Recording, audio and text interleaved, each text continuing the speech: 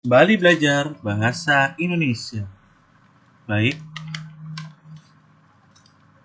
kita bertemu kembali ya dalam materi mengelola informasi dalam ceramah. Sebelum kita masuk ke materi ya, saya akan sebutkan kompetensi dasarnya dan tujuan pembelajarannya. Kompetensi dasar yang pertama adalah mengidentifikasi informasi berupa permasalahan aktual yang disajikan dalam ceramah, menganalisis isi, struktur, dan kebahasan dalam ceramah, menyusun dan mengonstruksi ceramah tentang permasalahan aktual, dengan memperhatikan aspek kebahasan dan menggunakan struktur yang tepat. Tujuan pembelajaran: melalui teks ceramah, siswa dapat memahami informasi dan permasalahan aktual, menelaah informasi penting dalam teks, mengidentifikasi struktur dan kaidah kebahasan teks ceramah, dan mampu melakukan penyuntingan teks ceramah.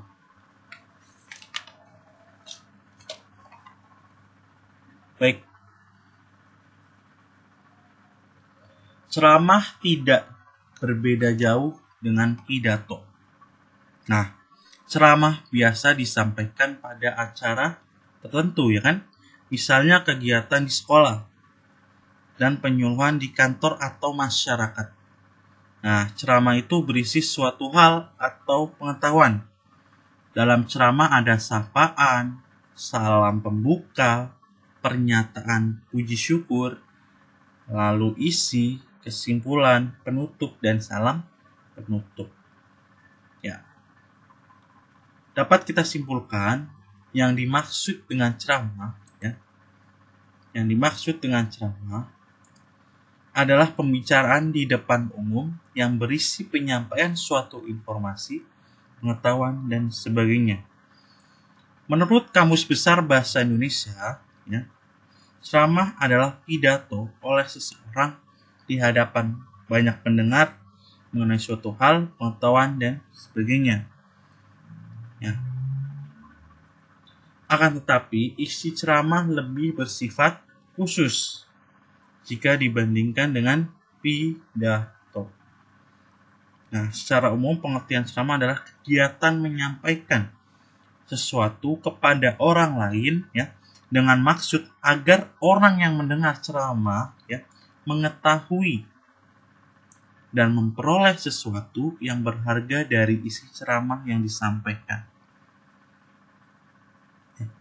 Jadi yang menyampaikan adalah orang yang menguasai di bidangnya, dan yang mendengarkan biasanya melibatkan banyak orang. Medianya bisa langsung ataupun melalui sarana komunikasi seperti televisi, radio, dan media lainnya. Nah, saat melakukan ceramah, penceramah berkewajiban mengarahkan pendengar untuk memahami sungguh-sungguh masalah yang disampaikan. Dalam ceramah, pendengar boleh mengajukan pertanyaan. Kegiatan ceramah biasanya diakhiri dengan tanya jawab. Ya.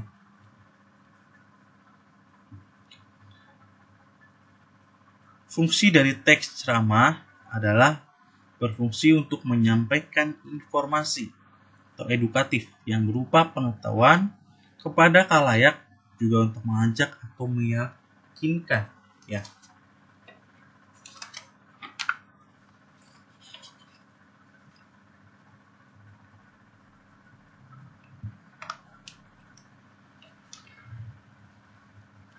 Ceramah dapat dibedakan menjadi dua, yaitu ceramah umum dan ceramah khusus.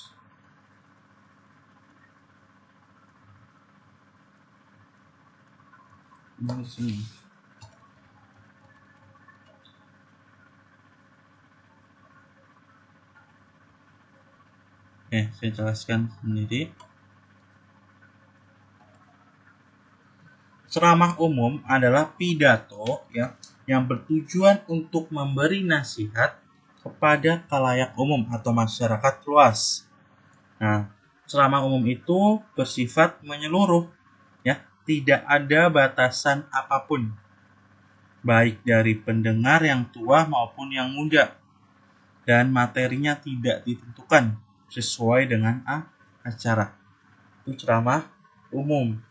Yang kedua adalah ceramah khusus. Ya, ceramah khusus itu adalah ceramah yang bertujuan untuk memberikan nasihat-nasihat kepada khalayak tertentu dan bersifat khusus, baik dari materi maupun yang lainnya.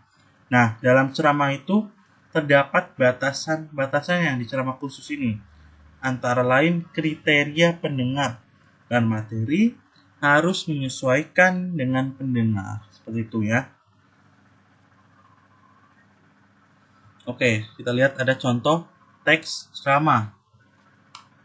Hadirin yang berbahagia, kita yakin bahwa para pejuang yang gugur di medan pertempuran di Surabaya tanggal 10 November 1945 melawan tentara sekutu yang angkuh dan angkar muka.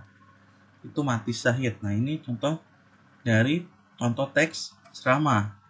Saudara-saudaraku yang berbahagia, bukanlah bangsa yang besar jika kita tidak menghormati para pahlawan yang telah gugur mendahului kita.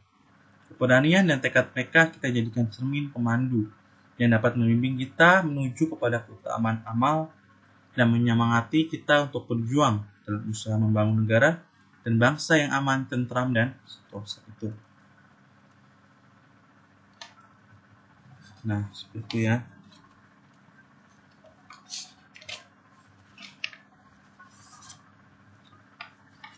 Saya jelaskan yang pertama ciri dari ceramah. Apa yang ceramah? Topik pembicaraannya bersifat pengetahuan atau keagamaan. Namun tidak dikhususkan untuk agama tertentu. Lalu terdapat interaksi berupa tanya jawab antara sang pembicara dengan sang pendengar. Lalu bisa ditunjukkan untuk kalangan umum jika ceramah umum dan umat agama tertentu jika ceramah keagamaan. Biasanya dilakukan di tempat ibadah, di kampus, di sekolah, di tempat khusus aula atau saat seminar atau ceramah umum. Ya. Oke.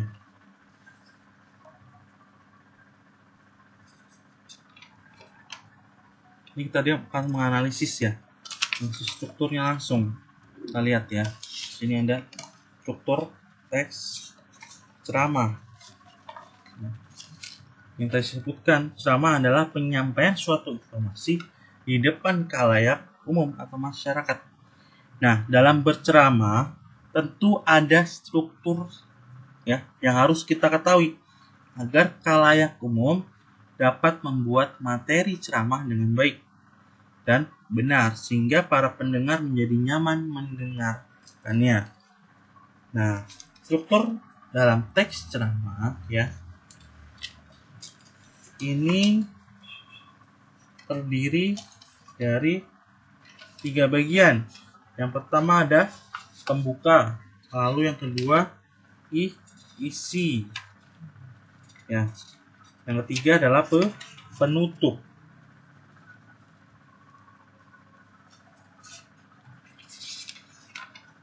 Baik. Saya akan jelaskan di bagian pembuka. Nah, bagian pembuka ini ya merupakan awal dari teks ceramah, pengenalan. Ya, di sini ada seperti teks yang lain, terutama teks eksposisi, pembuka mengenalkan isu. Nah, ini ada isu, lalu ada masalah ataupun pandangan pembicara tentang topik yang akan dibahasnya, yang diangkat menjadi bahan materi ceramah. Itu ya. Lalu ada isi. Nah, bagian ini merupakan rangkaian argumen atau pendapat ya yang disampaikan oleh pembicara ya mengenai topik yang diangkat menjadi bahan materi ceramah ya. Nah, bagian ini saling berkaitan dengan bagian sebelumnya, yaitu tesis. Ini ada tesis ya. Pada bagian ini, argumen-argumen pembicara diperkuat ya, diperkuat dengan fakta yang ada. Cara menentukan isi ceramah adalah dengan cara mencermati kalimat pembuka dan isi ceramah dengan seksama. Tentukan masalah atau ide pokok dalam ceramah tersebut. Lalu ada penutup. Nah, bisa juga disebut penegasan ulang kembali. Nah, bagian penutup ini berisi simpulan atau rangkuman sebagai hasil penalaran dari pernyataan-pernyataan sebelumnya. Ya.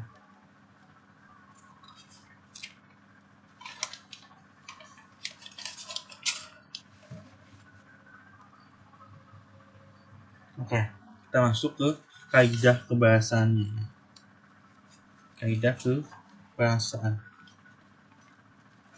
Nanti saya akan sebutkan beberapa jenis informasinya ya.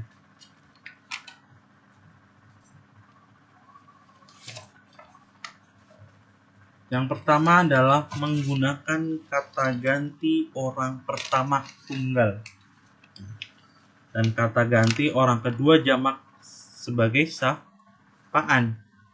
Ya, sebagai sapaan. Contohnya apa kata ganti orang pertama tunggal? Contohnya adalah saya, ya kan? Aku, kami. Jika penceramah mengatasnamakan kelompok loh, kami. Ya. Teks ceramah seringkali menggunakan kata sapaan yang dituju pada orang banyak, seperti hadirin, kalian, bapak-bapak, ibu-ibu, saudara-saudara, ya kan? Nah, yang kedua, menggunakan kata-kata teknis atau peristilahan, ya, yang berkenaan dengan topik yang dibahas. Misalnya apa? Mengenai memotivasi yang berarti memberikan motivasi, misalkan, atau dorongan untuk mencapai tujuan yang dikehendaki. Ya. Yang ketiga adalah menggunakan kata-kata yang menunjukkan hubungan argumentasi, sebab akibat. Misalnya sebab, karena, akibatnya, oleh karena itu, jika, ya kan? Maka, dengan demikian, ya kan?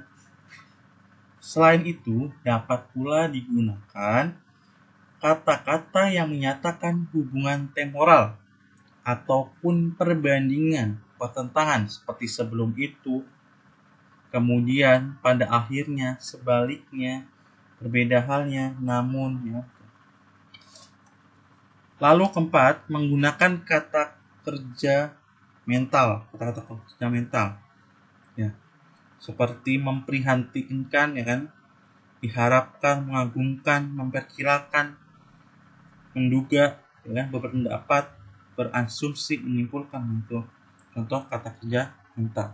Lalu menggunakan kata-kata persuasif seperti diharapkan, ya kan, perlu, hendaklah, ya kan, harus, sebaiknya, tuh.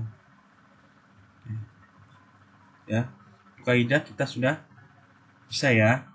Nah, yang terakhir adalah menyusun teks ceramah. Ya, menyusun teks ceramah.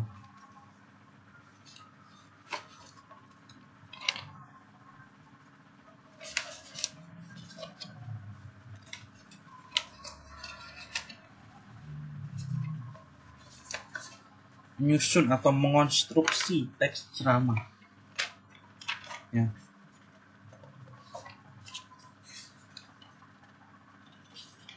Itu masih banyak teknik-tekniknya. Ya, teknik-tekniknya kita masih banyak sebenarnya.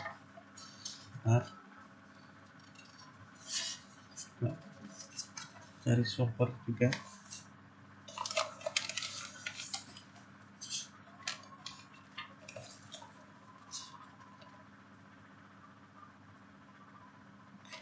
Oke. Yang pertama adalah menentukan topik ya, langkah-langkah penyusunan ya. Menentukan topik ya.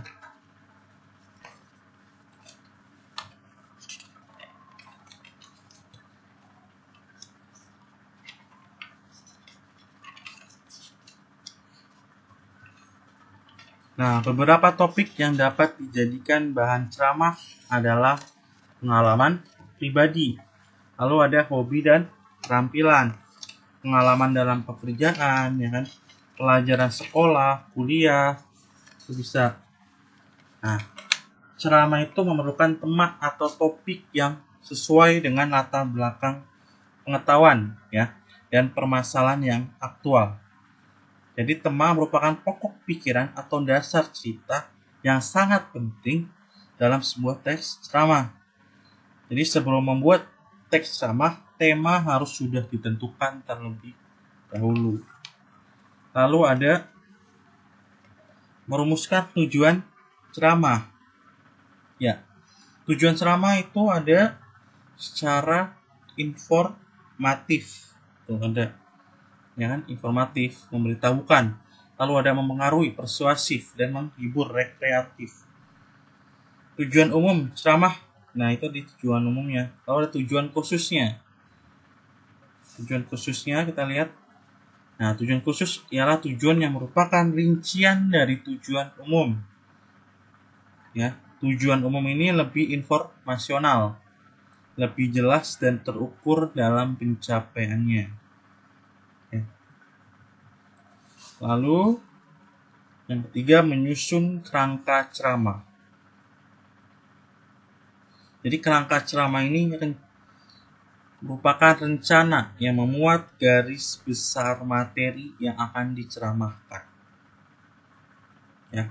Kerangka ceramah bermanfaat untuk memudahkan penyusunan kerangka karangan, sehingga karangan ini menjadi lebih sistematis dan teratur, menghindari timbulnya pengulangan pembahasan, serta membantu pengumpulan data dan sumber-sumber yang diperlukan. Nah, ciri-cirinya kerangka ceramah yang baik. Yang pertama, meliputi 3 bagian pokok, yaitu isi, pengantar isi, dan penutup. Lalu, maksud dari ceramah diungkapkan dengan jelas, ya. Setiap bagian dalam kerangka ceramah hanya memiliki satu gagasan.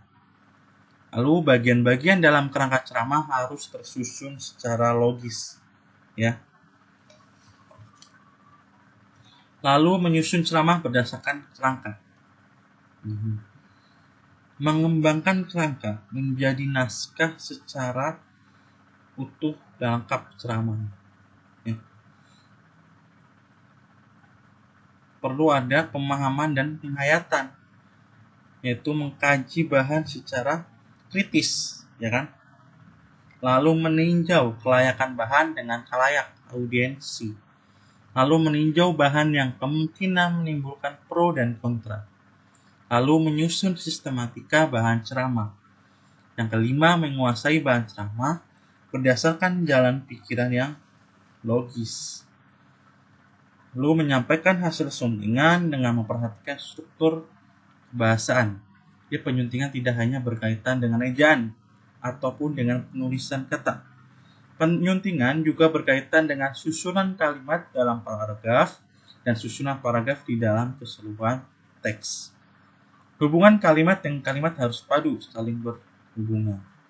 Dalam teks tidak boleh ada kalimat yang menyimpang dari pokok pembahasan. Ya, demikian halnya dengan penyusunan paragraf. Semua harus saling berkaitan dan mengusung satu tema sama.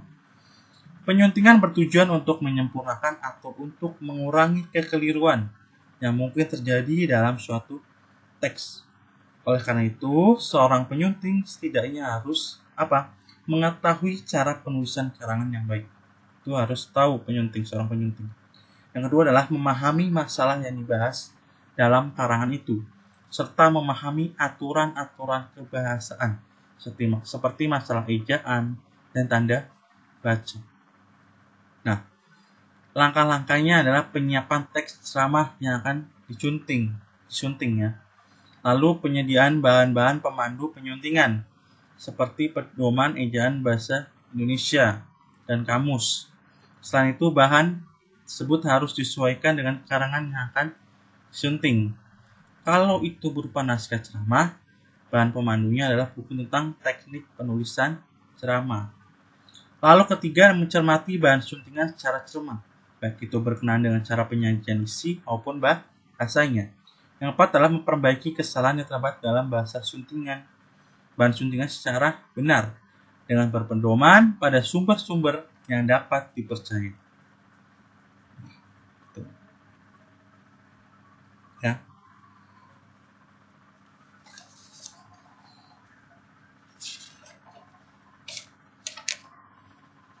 Baik, terima kasih. Sampai sini materi mengenai ceramah ya.